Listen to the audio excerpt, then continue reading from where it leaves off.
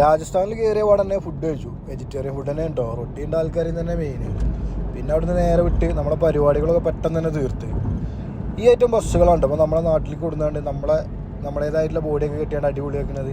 ഇഷ്ടംപോലെ ഇറങ്ങുന്നുണ്ട്. ഇപ്പോൾ രാജസ്ഥാനിൽ വന്നിട്ട് ഒട്ടകങ്ങളെയും മരുഭൂമിനെയും കണ്ടില്ല, അതിലൊരു ടെൻഷനാണ്. ഒട്ടകങ്ങളെ കണ്ടു ഇഷ്ടം പോലെ. നമ്മുടെ നാട്ടിലത്തെ ആടുകളൊക്കെ പോലെ ഒട്ടകം റോഡ് സൈഡിൽ കൂടി മേഞ്ഞ് കിടക്കുകയാണ്. ഇപ്പോൾ മരുഭൂമിയിലേക്ക് കുറച്ച് ദൂരം പോകണം എന്നുള്ളതുകൊണ്ട് പോയിട്ടില്ല. പോണ വഴിക്കാണ് ഒരു ആയുധപ്പുര കണ്ടത്. വാള്, പരിച, കത്തി, എല്ലാ ഐറ്റം മാരകായുധങ്ങളുണ്ട്. ആബിനും അർഫാത്തിനും ഓരോ ആയുധങ്ങൾ വാങ്ങണം എന്നുണ്ടായിരുന്നു.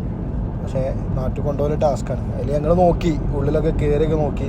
പക്ഷേ സാധനം ഒന്നും പോരാ. കാണുന്ന ആ ഒരു ഷോ തന്നെ ഉള്ളൂ, ഒന്നും പോരാ. പഞ്ചാബികളുടെ അടുത്ത് ഉണ്ടാവുന്ന വാള്, പിന്നെ അങ്ങനത്തെ കത്തികൾ, അങ്ങനത്തെ ഐറ്റംസാണ്.